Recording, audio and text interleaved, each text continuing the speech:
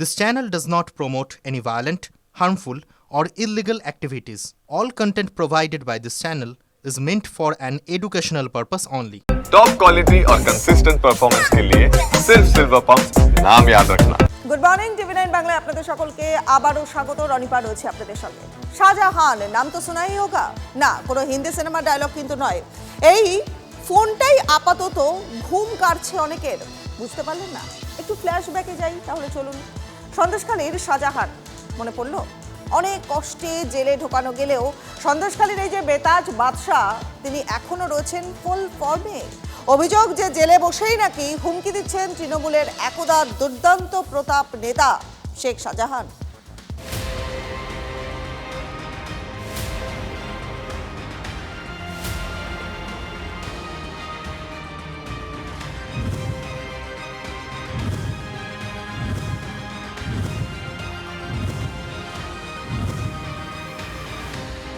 শাহজাহান নাম তো শুনাই হোগা, অনেকটা হিন্দি সিনেমার ডায়লগের মতো। ফিল্মি কায়দায় এমন বেতাজ বাদশাহ জেলে থাকলেও দমানো কি যায়? তাই শাহজাহান রূপ দেখালেন, বললেন আমি আসছি, অনেকটা সিনেমা রিলিজের আগে ট্রেলারের মতো। সন্দেশখালী তেভাগা আন্দোলনের জমিটা ফের একবার শিরোনামে উঠেছিল গত বছরের 5ই জানুয়ারি। রেশন দুর্নীতির তদন্তে গিয়েছিল ইডি। শাহজাহানের বাড়ি গিয়ে হামলার মুখে পড়েছিল দেশের কেন্দ্রীয় তদন্তকারী সংস্থা। তারপর থেকেই শাহজাহান নামটা বাংলা ছাড়িয়ে দেশে বিখ্যাত। কিন্তু শাহজাহান বাহিনী, পুলিশ কেউ টিকি পায়নি। শাহজাহান দেশ পেরিয়ে কি ভিনদেশে জল্পনা ছড়িয়েছিল। শাহজাহান ধরা পড়েননি। রাজ্য রাজনীতি তোলপাড়ের পর নিখোঁজের 50 দিনের কিছু পরে বাগে আসে শাহজাহান। ততদিনে সন্দেশখালী জাতীয় ইস্যু, নারী নির্যাতনের প্রতীক।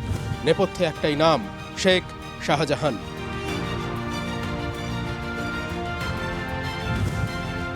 মাসেল পাহাড় শাহজাহানকে ছেঁটে ফেলেছে তৃণমূল। শুরুতে রাজনৈতিক বাধ্যবাধকতায় ভারসাম্য থাকলেও শাহজাহানের দায় বেশি দিন ধরে রাখেনি তৃণমূল কংগ্রেস। সন্দেশখালীর সমস্ত অভিযোগকে ষড়যন্ত্র বললেও শাহজাহানের দায় নেয়নি তার দল। তাই শাহজাহান কেঁদেছিলেন।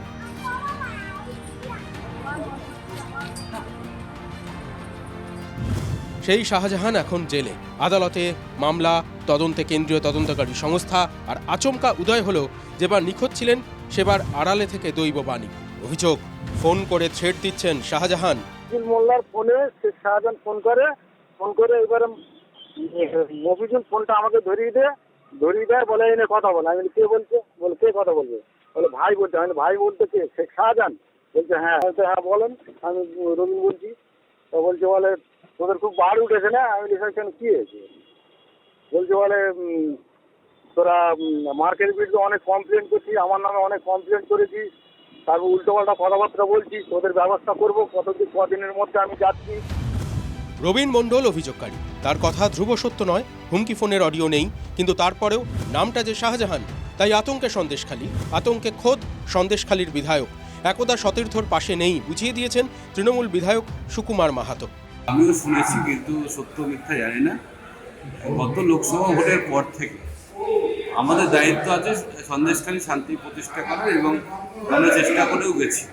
কিন্তু রিসেন্টলি আপনাদের মারফত শুনতে পারলাম যে এই ঘটনা যদি ইডি, সিবিআই তাদের তদন্তের বিষয় এবং হাইকোর্টের নির্দেশে সেটা তদন্ত চলছে।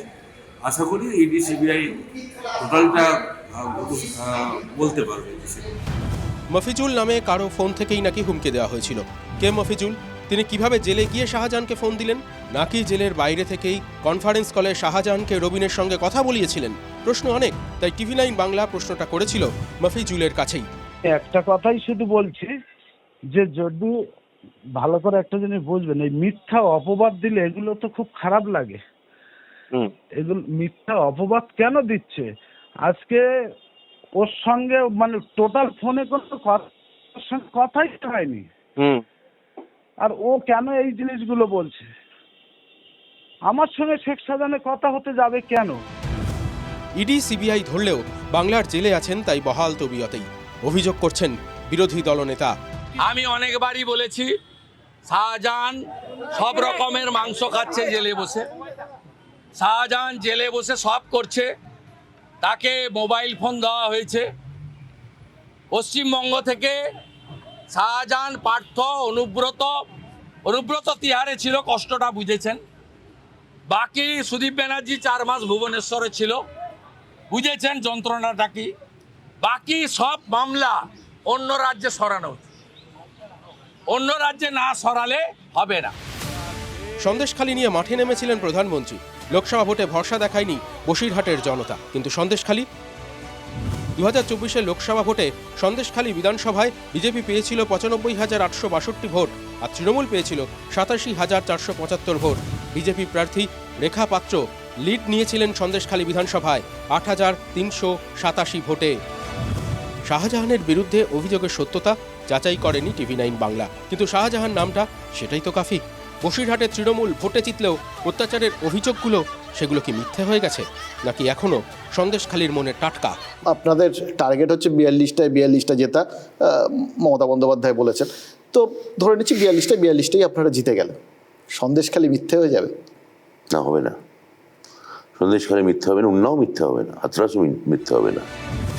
সৌরভ দত্তর রিপোর্ট, TV9 বাংলা।